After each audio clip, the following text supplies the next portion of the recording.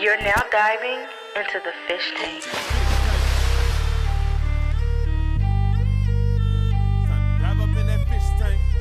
Welcome back to the fish tank.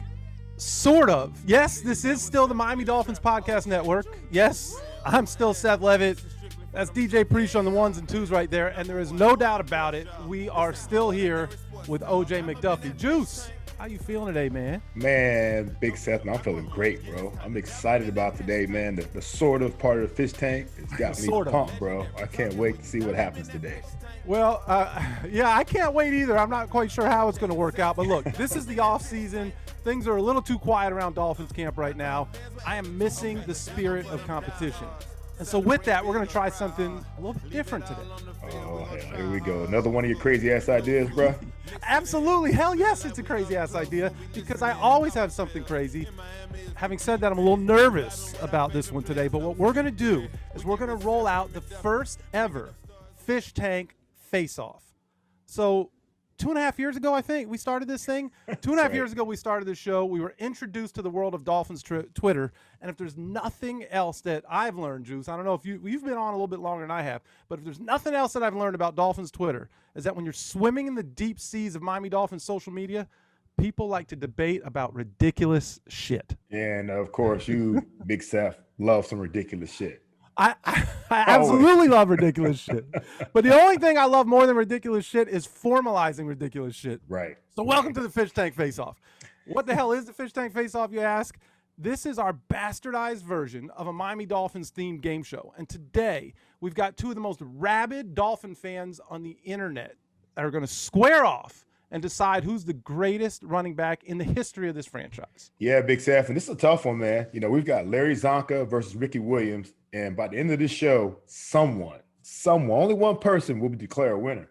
Which is hard to do because you're talking one guy's in the Hall of Fame, one guy you could argue for being in the Hall of Fame, two absolute legends, but it's not just Csonka and Ricky. In fact, I think it's time we bring out our contestants. Let's bring them out then, Big Seth. Let's go.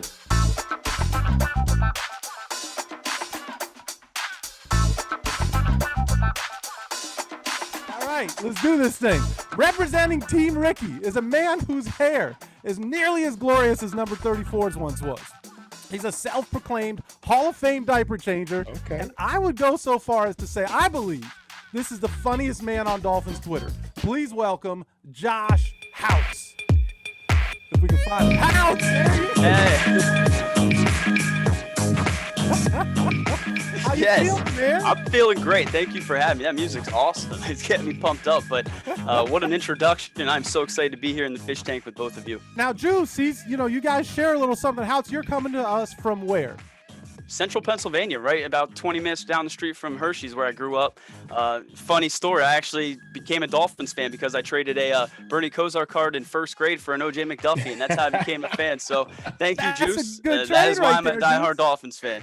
See, you know what? Now I'm already a little biased already. Here, so that was the plan. That was the plan. Situation. It's a nice move, warming up to the judges. I love it. But you know what, though, man? We know House is going to bring it, obviously, But this fan proudly and bravely reps the orange and aqua in New York and New Jersey area with no fear. He made more fish tank promo videos than even we have, and we know he's ready to rumble today. Give it up for my man, Jason Sarney. Sarney! Wait a second. Is that Sarney or is that Zonk? Hey, Zonka looks like he needs a steak or a hamburger or something, Deuce. He's a little thin. Hey, he's in the wilderness right now. On the keto diet, gentlemen. On the keto diet. Watching the weight, but I'm thrilled to dive in, so to speak, with this and with you fine, perfect crew over here. And we're glad to have you. But how does a guy who's surrounded by all that ugly green and the blue and white and buffalo and everything else, how do you end up on the right side of the tracks in the aqua and orange? By pure luck, happenstance. I know you love to hate my stories, Seth, but that's why I'm a Dolphin fan, man. Yeah, remember, we're on a time limit here, Zonka. Come on. I'm the man who did not have a push in New York with a Giant or Jet from my dad. He was always the golf, baseball kind of guy, tennis. So had a jersey in the closet. It was a Dan Marino jersey, and just everything went from there. And well, there it is. I love it. All right, so look, there's one more special guest we have to bring in today before we get this thing going. So as Houtz and Sarney are going to rumble today, Juice, Right. you and I are going to serve as judges, but there's a third judge. So please welcome our Miami Dolphins Podcast Network brother, Travis Wingfield, the host of the Drive Time Podcast. Back to throw, looking deep pattern, downfield, touchdown Miami. There's that music. What's up, fellas? Holy smokes, what a drive. What's up, man? Come on, give What's it to up, us. Give us, Travis? give us that intro. What is up, There it Dolphins? is. You guys ready to go, baby? I'm excited for this, man. That, Sarney busting out the Csonka stash really got me out of my chair here. You didn't have the video on before I came on, but man, I saw that and I was like, let's go, baby. And that kind of offsets the bias in my background right here with Ricky Williams. It's my all-time favorite Dolphin. So I'm a little bit conflicted here with the stash, Ricky. I mean, we'll see how it goes, man. Sarney said he likes a challenge, so it's an uphill battle for him, as you said there before we got this thing started. But I like that the stash won a few points for him before we even get going. So, Hey, House got the Ricky Dreads going kind of though too now. That's the Ricky's rat. That's the Ricky rat Full nest. package. If Ricky you had Ratness. dreaded those up, it's already over. I mean, we can just leave. Someday, I hope. All right, guys. You know what? Let's get into this thing, Big Seth. We got 4 quarters of competition, and like any game worth watching, the first quarter will feature the opening drive. that's right, Juice. And during the opening drive, each contestant has 3 minutes to state their case as to why their running back is the best to ever wear a Dolphins uniform. At the end of each drive, their opponent will have 1 minute to retort. I know it's a big word to use here in the fish Like tank. You don't use mayonnaise. words like that, like mayonnaise, right? So basically what that means is the opponent has 1 minute to tell us why everything they just heard is complete bullshit. So that's what we're looking at right now. Now, Preach already held the coin toss backstage, Big Seth. I'm not sure who's going first. Preach, maybe you can tell us who's going first. Sure, yeah. Hey, what's up, fellas? Happy to be here. Happy to be back. Our contestants met earlier today for the ceremonial coin toss. Sarney actually won the coin toss, but chose to defer. That means Houtz will start things off for the opening drive, repping Team Ricky. So, are our contestants ready?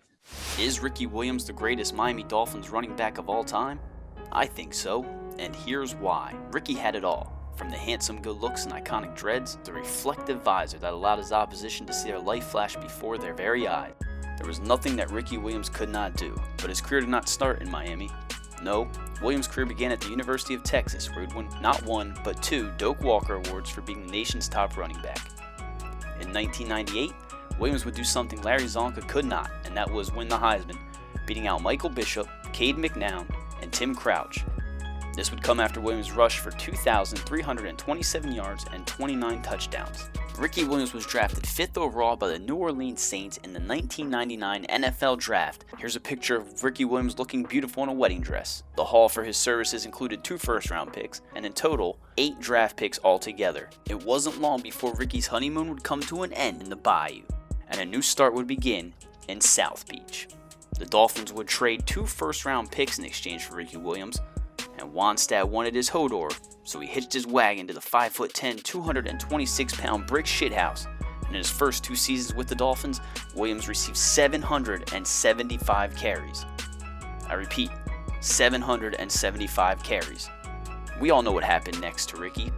And while other players in the past may have folded and rode off into the sunset with the $8 million in hand and a chance to start a new life, Williams found peace and happiness. He began to go back to school, enrolled in yoga, and became an overall better person with himself. The only thing that was left to do was come back and play the game he loved so dearly. Ricky would return and in 2008 contribute to one of the most epic offenses in the history of the universe, the Wildcat offense. In total, Ricky played 12 seasons in the NFL, 1 in the CFL, and was even part of the Phillies farm system. Williams is a qualified yoga instructor. He has a degree in psychology, holistic medicine, and astrology too.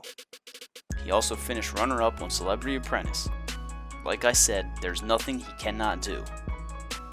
In the end, Williams revolutionized the game and brought a hard-nosed running style that many forget existed.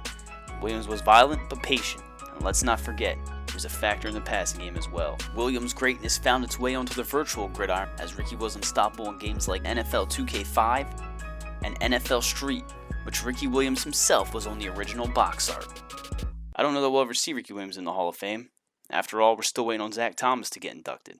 But to me, it's not about the rings or mustache. It's not about the stats or the gold jacket. It's about Ricky Williams being one of the best all-around running backs that we've ever seen. Sure, you can flip a coin. Csonka, Williams. Sometimes it's about more than just numbers. Ricky Williams is the best running back the Miami Dolphins have ever had. Wow. Wow. Wow. I don't know, Sarney. Right. You got your work cut out for you there. I'm nervous. That was Wow.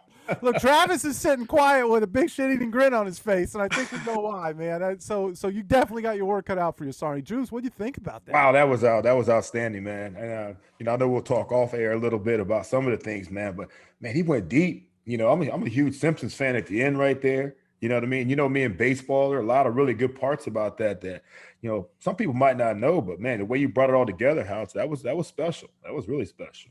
Nice. Travis, what do you think? Yeah, man, you talk about like the production, and I think you look at the overall result, right? The gold jackets and the Hall of Fame. That's the stuff that Houtz is fighting against right here.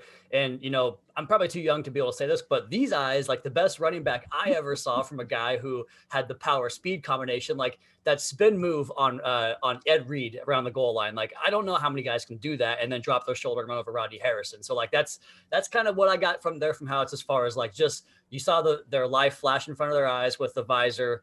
Man, that's like vintage Ricky, and like I said, man, ready to run through a wall for that.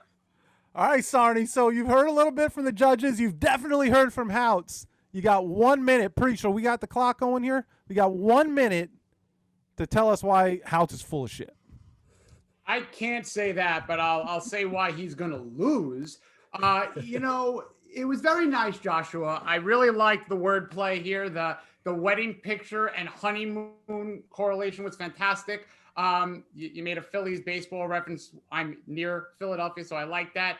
But, I think comedically, I think I have a glimmer of hope if maybe people can get some dry humor from Orange Aquaman, I guess. Like it. All right. They seem a little scared, Sarney. So I'm born terrified, Levit. I was born terrified. I love it. We all were. Preach, you didn't even use the full minute for the retort, I don't think. All right. He is scoring honesty points with the judges, that's for sure. Hey, it's only first quarter, though, Big Seth.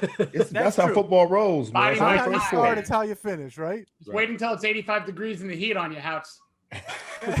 It's coming. Well, I think that means that's time, Preach. I think that's Sarney's cue. What does he got? Running backs are just a joy every time I think about them. You have to start with Larry Csonka, who's as good as any fullback in professional football. We're going to score, or somebody's going to have to kill me. I loved it. Living out in the country, I think you grew up a little tougher. I think that childhood lent itself towards the NFL. First day of school, my mother sent flowers with me and my first grade teacher. I take 2 steps onto the school bus, and there's 3 boys sitting on a bus seat. Look at me and go, "What's your name?" I say, "Larry." And they said, "Oh, Larry the Fairy," because of the flowers, see? So I said, "Yeah," and I stuck them right in his face. Larry Richard Csonka was born on Christmas Day 1946 in Stowe, Ohio. The future Hall of Fame fullback/running back arrived at 31 inches, 14 pounds with a 5 o'clock shadow.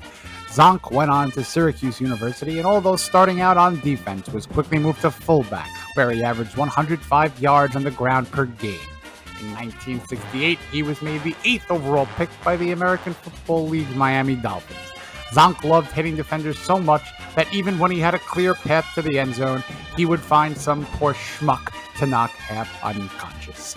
Csonka was rumored to be the only NFL runner in history to knock a defender out of the game because of a haymaker. In 1971, Larry Csonka led the NFL in yards per carry with 5.4 and concussions dealt to linebackers with 1.5 per game. Csonka ferociously ran through the middle of the end zone, which led NFL executives to worry. A committee eventually decided to move the goalposts from the front of the end zone to the rear of the end zone in fear of injury to the goalposts. Joined in his perfect backfield by Mercury Morris and Jim Kick, Don Shula deployed Csonka as the centerpiece of his power dive rushing attack. Csonka led the Dolphins to 3 straight Super Bowl appearances, and in Super Bowl 7 and 8 led the Dolphins to victory, as well as in Super Bowl 8 becoming the MVP.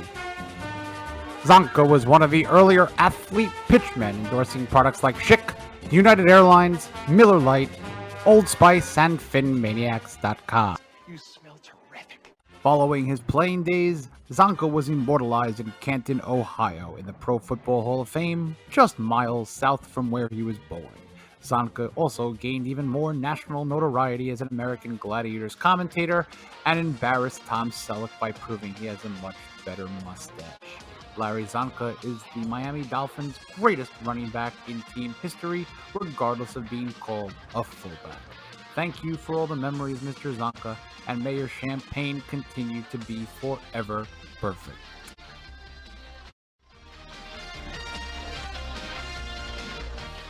Oh man, this is a slugfest, Juice. You boys, man, my goodness, bro. It's a slugfest. Let me tell you, when you open up with Don Shula telling you why this guy is the real deal, that's tough to argue with, boys. That is tough to argue with. So I shout out to Coach Shula, rest in peace. And anytime you can work the word schmuck into a conversation, I gotta pay attention to that for sure. And haymakers. Yeah. Great job, Juice. What were you feeling on that? The concern he had for the goalpost and the fact that NFL had to move it because of Larry Csonka. That's big time stuff, man. So hey, it's a tough one, man. Two of the greatest, obviously, to wear the aqua and orange, but two of the greatest to wear an NFL patch, man. It's a tough one. Travis, what are you thinking, man? First off, I really appreciated the way Sarney transported his voice back to that era. I felt like I was about to watch a bunch of Phillies run down the track. I loved that. So man, those were both so good, guys. Strong opening first quarter here. I agree. I really do. But Houtz may feel differently. So Preach, get the clock ready. Houtz, you've got 1 minute. What are you thinking?